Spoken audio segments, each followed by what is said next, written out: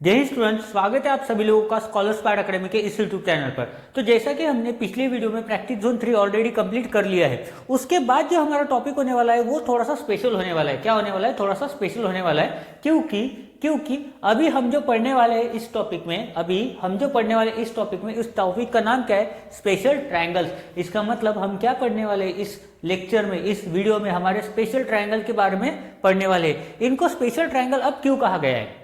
मेरा सवाल है आपसे, इनको स्पेशल ट्रायंगल क्यों कहा गया है? तो सिंपल सी बात है, क्योंकि ये जो ट्रायंगल हम पढ़ने वाले हैं ये नॉर्मल ट्रायंगल नहीं है। क्या है? ये नॉर्मल नहीं है, नॉर्मल से थोड़े से हटके है, इसीलिए इनको कहा जाता है स्पेशल ट्रायंगल। और स्पेशल ट्रायंगल में हम सबसे पहले पढ़ने वाले हैं इक्विलैटरल ट्रायंगल। कौन सा पढ़ने वाले? सबसे पहले हम पढ़ने वाले इक्विलैटरल ट्रायंगल। जैसा कि इनका नाम है स्पेशल ट्रायंगल, तो ये इक्विलैटरल ट्रायंगल क्या है? थोड़ा सा स्पेशल है। क्या है? नॉर्मल से थोड़ा सा हटकर है, इसका मतलब ये क्या है? स्पेशल ट्रायंगल है। अब ये जो इक्विलैटरल ट्रायंगल है ये खुद अपने नाम की तरह लोगों को डिफाइन करता है। ये अपने नाम की तरह खुद को और लोगों को डिफाइन कर देता है अपने बारे में। देखो, जैसा नाम क्या है इसका, इक्विलैटरल ट्रायंगल। इक्विलैटरल ट्रायंगल का मतलब क्या होता है? इसमें जो भी तीन साइड है, इसमें जो तीन साइड है उन तीनों साइड का लेंथ क्या रहेगा? सेम रहेगा। या फिर इन तीनों साइड का लेंथ क्या होता है? सेम होता है। अगर मैं बोलूं कि ये जो ए बी है इसका लेंथ अगर 5 सेंटीमीटर है, इसका लेंथ अगर 5 सेंटीमीटर है, तो बाकी दो साइड का भी लेंथ कितना होगा? 5 सेंटीमीटर होगा। यही तो भैया इसकी स्पेशल बात है। अगर एक साइड का लेंथ उसका 5 सेंटीमीटर है तो बाकी दो भी बोलेंगे भैया हमको भी साथ में लेके चलो। तो इसकी वजह से क्या हो जाएगा? उन बाकी बचे दो साइड का भी लेंथ कितना हो जाएगा? 5 सेंटीमीटर ही होगा। ठीक है, इसका मतलब क्या बोला है उन्होंने? Length of each side is same. ठीक है, तो उसी की तरह इसका डेफिनेशन भी है। देखो डेफिनेशन में क्या बोला है? A triangle with all three sides of equal length, a triangle with all three sides of equal length is called equilateral triangle. उसका डेफिनेशन ही उसका पूरा स्पेशलिटी है।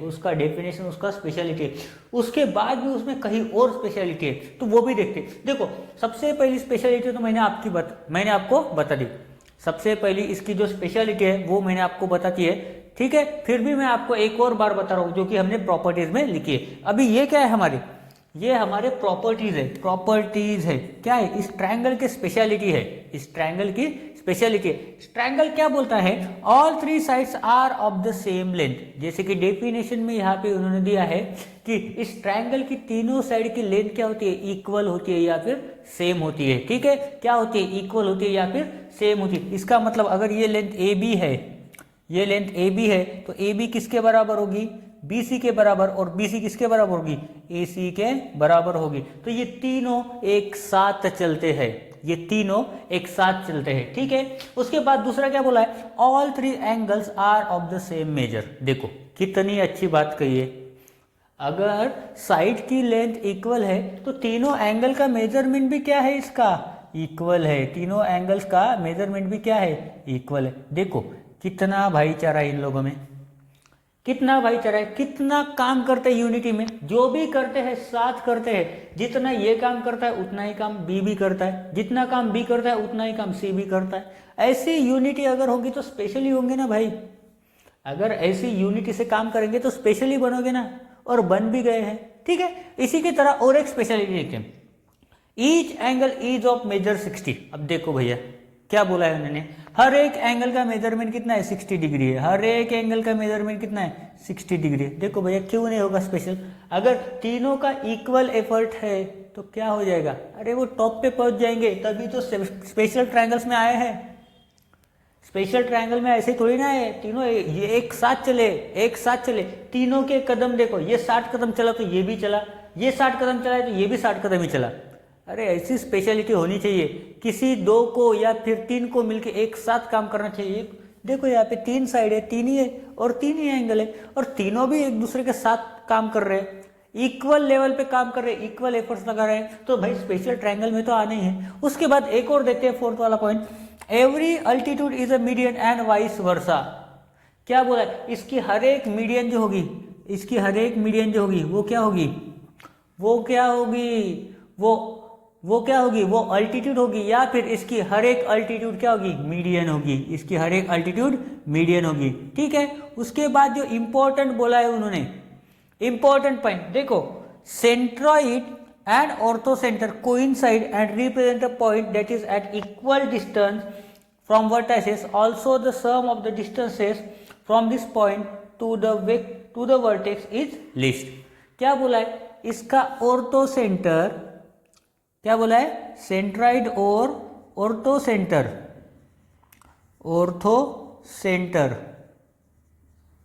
कहाँ पे आता है भैया जी, एक ही पॉइंट के ऊपर दोनों आ रहे हैं। इसके क्या हो रहा है, एक ही पॉइंट के ऊपर दोनों आ रहे हैं, इसमें दिक्कत ही नहीं है पहचानने की कि ऑर्थोसेंटर कौन सा है और सेंट्रॉइड कौन सा है, दोनों एक ही पॉइंट पे आ रहा है। और यहाँ से उसके वर्टेक्स का डिस्टेंस कितना है, जितना यहाँ से इसका, जितना ओ से लेके ए तक का है उतना ही कितना है ओ से लेकर बी तक का, उतना ही ओ से लेकर सी तक का, मतलब तीनों का अपने सेंट्रॉइड से डिस्टेंस सेम ही है सर वर्टेक्स तक। देखो कितनी स्पेशल बात है।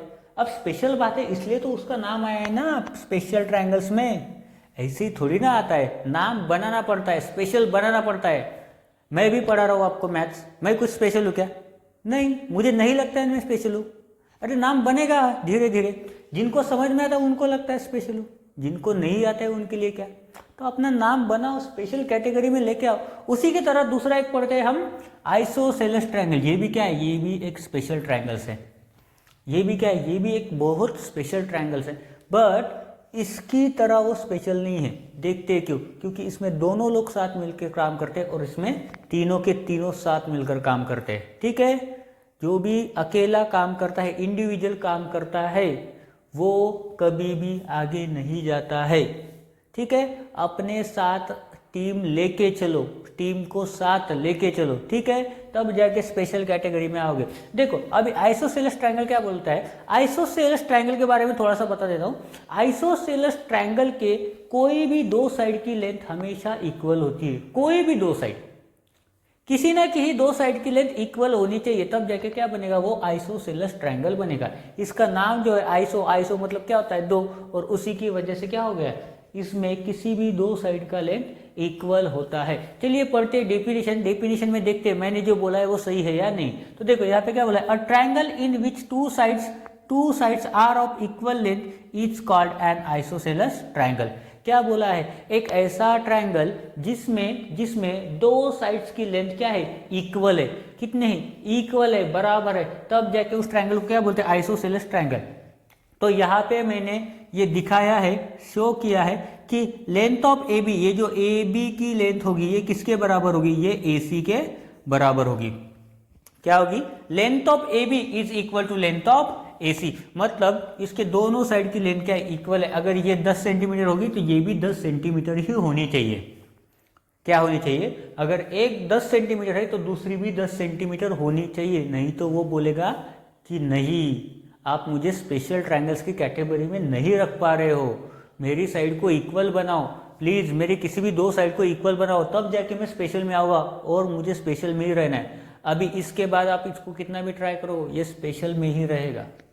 ये कहाँ रहेगा, ये स्पेशल ट्रायंगल में ही रहेगा। ठीक है, इसी की तरह उसकी और सारी खूबी है और सारी स्पेशलिटी है, वो भी देखते हैं। तो देखो यहाँ पे हमने लिखा है प्रॉपर्टीज, इसके कुछ प्रॉपर्टीज है जो इसको स्पेशल बनाते हैं। तो देखो कौन सा है, पहले सबसे पहले जो बोला है उन्होंने, two sides have the same length, किसी भी दो साइड्स की लेंथ क्या होती है, सेम होती है, इक्वल होती है। ठीक है, दूसरा angles opposite to the equal side are also equal. देखो भैया यहाँ पे देखो यूनिटी कैसे काम करते हैं, देखो angles opposite to the equal side, इसके अपोजिट में एंगल कौन सा है, सी है, इसके अपोजिट में एंगल कौन सा है, बी है, तो ये दोनों एंगल का मेजरमेंट भी क्या है, इक्वल है।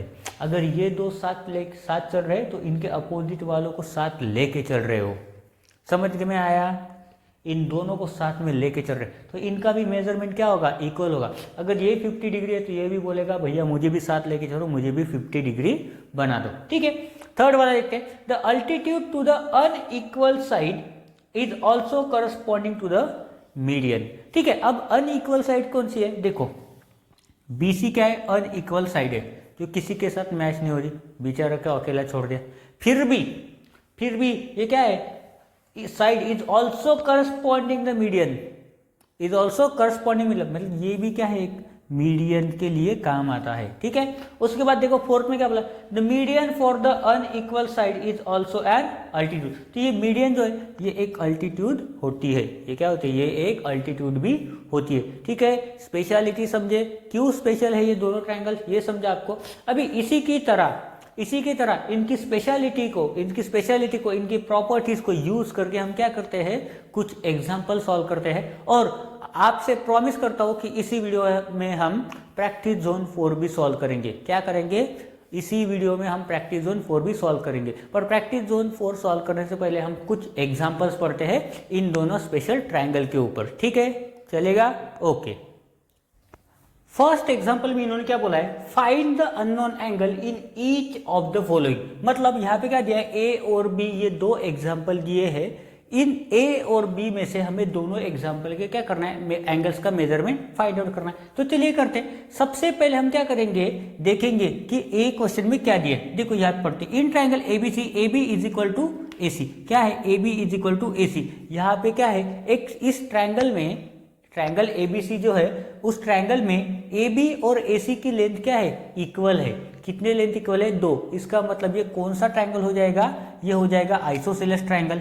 कौन सा हो जाएगा, ये हो गया जाएगा आइसोसेलेस ट्रायंगल। उसके बाद measurement of angle A is equal to क्या दिया है, 50 degree and measurement of angle B is equal to क्या दिया है, 65 डिग्री। हमें फाइंड आउट क्या करना है, इस y का मेजरमेंट फाइंड आउट करना है।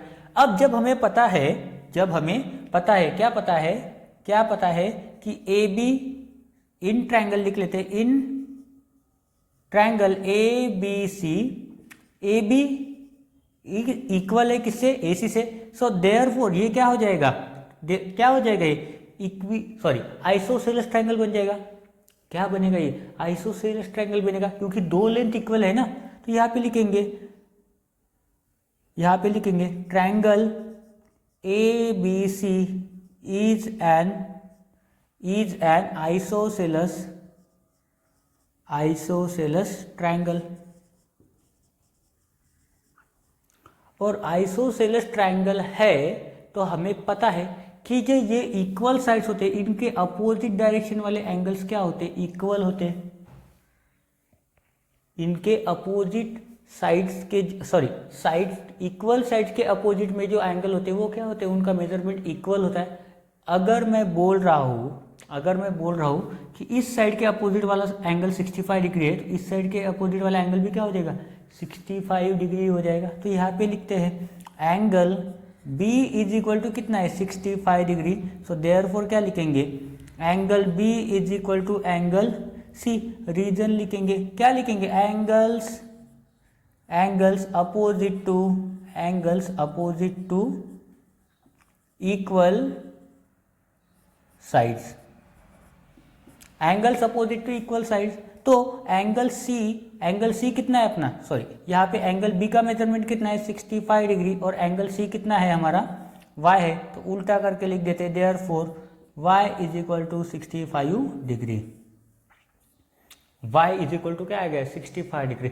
देखो इतने डिफिकल्ट क्वेश्चन होते हैं एग्जाम में, क्या होते हैं, ये डिफिकल्ट है ना आपके लिए, बहुत ज़्यादा डिफिकल्ट है, मुझे पता है। हंसो मत शान भाई, तो सच में डिफिकल्ट है, ठीक है। दूसरा डिफिकल्ट वाला सॉल्व करते हैं। अब देखो यहाँ पे क्या बोला है, in triangle X Y is equal to Y Z is equal to X Z and angle X is equal to 60 degree. इतना डिफिकल्ट है, हंसो मत, शांत रहो, सॉल्व कर रहे हो, बहुत ही डिफिकल्ट क्वेश्चन है। देखो यहाँ पे क्या बोला है, तीनों साइड का लेंथ क्या है, इक्वल है। तीनों साइड का लेंथ क्या है, इक्वल है। अभी हमने प्रॉपर्टी पढ़ी है, इसकी भी पढ़ी थी, इसकी भी पढ़ी है, इसकी तो प्रॉपर्टी पढ़ी थी, इसकी भी पढ़ी है। और एक एंगल का मेजरमेंट है 60 डिग्री। जब ये बोल दिया था तो इसका जरूरत ही नहीं था। हंसो मत, मैंने क्या बोला है, हंसो मत, मुझे पता है बहुत डिफिकल्ट क्वेश्चन है, बहुत डिफिकल्ट एग्जाम्पल है। सॉल्व करके देखते हैं, मुझे भी नहीं आता है, सॉल्व करके देखते हैं। In triangle X Y Z,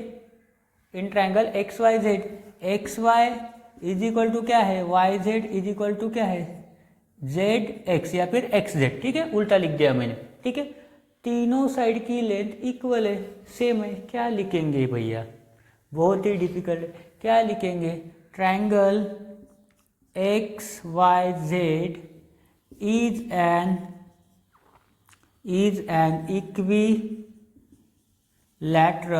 equilateral triangle. Equilateral triangle, और क्या लिखेंगे, equilateral triangle and measure of each angle is 60 degree. वो इक्विलैटरल ट्रायंगल तो है और उसके हर एक एंगल का मेजरमेंट कितना है, 60 डिग्री। तो बाय डिफॉल्ट ये P और Q दोनों भी क्या हो जाएंगे, एंगल P हो जाएगा 60 डिग्री और एंगल Q हो जाएगा 60 डिग्री। ऐसे डिफिकल्ट क्वेश्चन आपको एग्जाम में आ सकते हैं। इतने डिफिकल्ट क्वेश्चन आपको एग्जाम में आ सकते हैं। कितने, इतने डिफिकल्ट क्वेश्चन। इसलिए बोलता हूँ पढ़ो, थोड़ा ध्यान से पढ़ो, हंसो मत, सच में डिफिकल्ट है। इसी की तरह एक और डिफिकल्ट क्वेश्चन सॉल्व करते हैं, जो कि है हमारा एग्जाम्पल नंबर 2। ये दूसरा एग्जाम्पल जो है ना, ये दूसरा एग्जाम्पल बहुत ही बढ़िया एग्जाम्पल है। इसको अगर सॉल्व करना आ गया आपको तो आप प्रैक्टिस जोन 4 का कोई भी एग्जाम्पल सॉल्व कर सकते हो। देखो प्रैक्टिस जोन 4 के पहले का जो एग्जाम्पल है, इसको अभी हम कैसे सॉल्व करते हैं, ठीक है। बहुत ही अच्छा एग्जाम्पल है, इसको सॉल्व करना आ जाना चाहिए, ठीक है। मैं पढ़ा रहा हूँ, आप थोड़ा ध्यान देके सुनो, ठीक है। देखो, each of the two equal angles of an isosceles triangle is 4 times, क्या बोला है उन्होंने, 4 times the third angle, find all the angles of the triangle. अभी देखो यहाँ पे क्या लिखा है, A B is equal to A C, इसका मतलब इसके अपोजिट में जो एंगल्स है, ये बी और एंगल सी, ये दोनों क्या हो गए, इक्वल एंगल। और ये कौन सा बना, ये बना हमारा थर्ड एंगल, ठीक है। ये हमने ओरली समझ लिया कि क्वेश्चन में कॉन्सेप्ट ऐसा दिया है। उन्होंने एक और बात बोली, क्या है, ये दोनों जो इक्वल एंगल्स है, ये कितने हैं, इसके थर्ड एंगल के 4 टाइम्स है। अगर मैं इस एंगल का 4 टाइम्स करूं तो ये तीनों क्या बन जाएंगे, इक्वल बन जाएंगे। तो चलिए देखते इसको कैसे इक्वल बनाते। तो सबसे पहले ऐसे जो क्वेश्चन होते हैं, ये डायरेक्ट सॉल्यूशन से स्टार्ट होते हैं, इसमें गिवन वगैरह कुछ नहीं होता है। क्या करेंगे, हमें पता नहीं थर्ड एंगल कौन सा है, तो हम क्या करते हैं, इसको x कंसीडर करते हैं। क्या करते हैं, x कंसीडर करते हैं। यहाँ पे लिखना भी तो पड़ेगा ना, तो यहाँ पे लिखते हैं हम सबसे पहले ट्रायंगल कौन सा, आइसोसेलेस ट्रायंगल है, तो यहाँ पे लिखते हैं हम triangle ABC is an isosceles triangle. क्या किया, आइसोसेलेस ट्रायंगल हमने लिख दिया। हमें पता है क्या है, A B is equal to A C है, इसका मतलब क्या हो जाएगा, angle B is equal to angle C. तो हम लिखते हैं let the third angle B. देखो मैंने बोला था इसके बारे में लिख ये रहा हो, क्यों, ये तो हमें पता है ना, ये थर्ड एंगल हमने क्या लिया, एक्स लिया है, तो क्या लेंगे हम, एक्स डिग्री। थर्ड एंगल का मेजरमेंट कितना है, एक्स डिग्री है। मतलब हमारा क्या हो जाएगा, angle A is equal to क्या हो गया, एक्स, ठीक है। दूसरे एंगल तो पता है, and the equal angles B, angle B and angle C, ये दोनों एंगल क्या है, इक्वल है। अकॉर्डिंग टू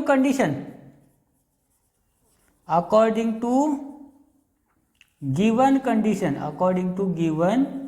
कंडीशन, उन्होंने प्रॉब्लम में जो कंडीशन दी गई है वो क्या है, उन्होंने क्या बोला है, ये जो दोनों इक्वल एंगल्स है, angle B is equal to angle C, ये किसके बराबर है, थर्ड एंगल के 4 टाइम्स के बराबर, मतलब 4x के बराबर। मतलब क्या होगा, 4x के बराबर। 4x क्यों, क्योंकि x कितने के बराबर है, a के बराबर है, a का मेजरमेंट कितना है, x है, इसलिए 4x, इसीलिए 4x। अभी मुझे पता है, क्या पता है, मुझे क्या पता है, angle sum property of triangle पता है। क्या पता है मुझे, क्या पता है, नहीं पता, ठीक है छोड़ दो, छोड़ देंगे, नहीं छोड़ देंगे। क्या पता है हमें, पता क्या है हमें ये पता है कि एंगल सम प्रॉपर्टी क्या होती है। एंगल सम प्रॉपर्टी क्या होती है, ये तो हमें पता है ना।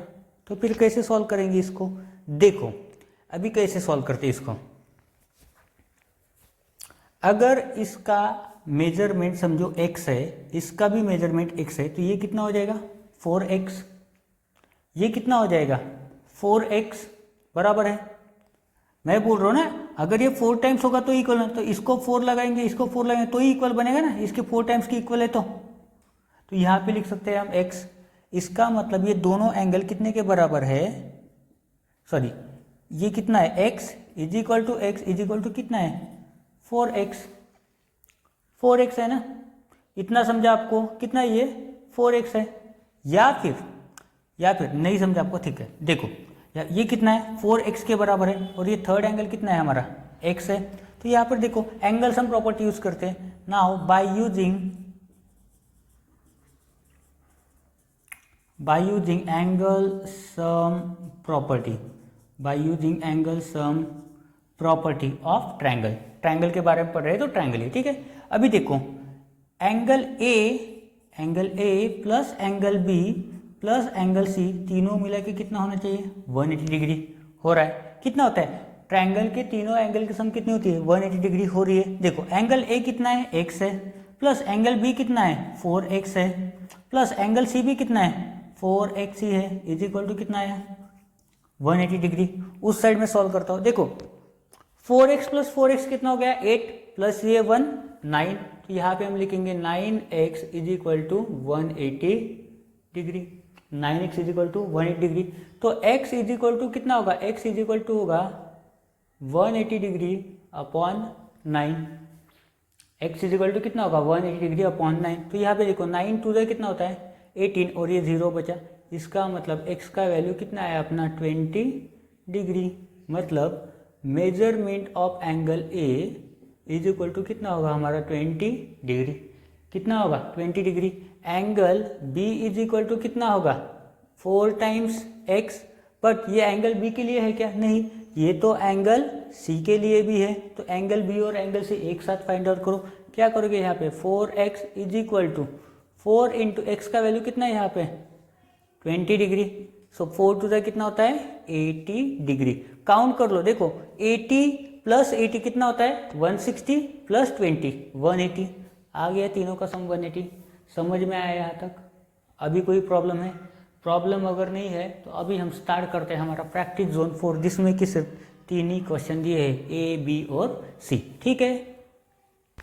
प्रैक्टिस जोन 4 हमारा बहुत ही सिंपल है, तो पहले ही क्वेश्चन से हम स्टार्ट कर देते हैं कि कितना सिंपल है ये चेक करना। देखो क्वेश्चन में क्या बोला है, find the value of x in each of the following cases. तो ये 3 केस दिए हैं, एज अ डिटेक्टिव हमारा फर्ज है इन तीनों केसेस को सॉल्व करना। तो सॉल्व करते हैं। देखो पहले में क्या दिया है, ये ट्रायंगल ए बी सी है, क्या है इन ट्रायंगल ए बी सी, क्या है ये ए बी और बी सी दोनों क्या है ए बी इक्वल है किसके बी सी के, ए बी क्या है इक्वल है बी सी के।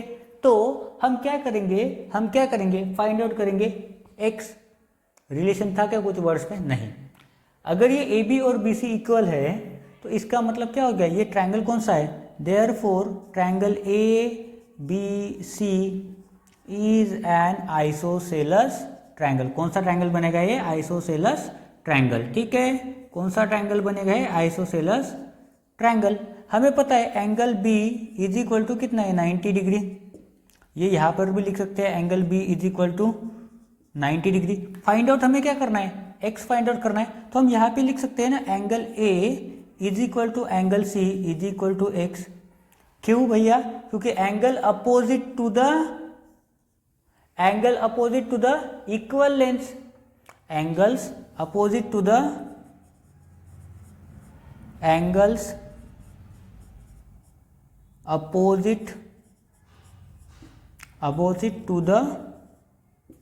Equal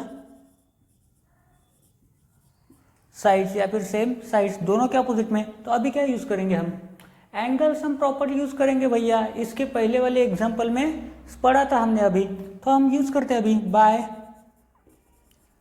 using angle sum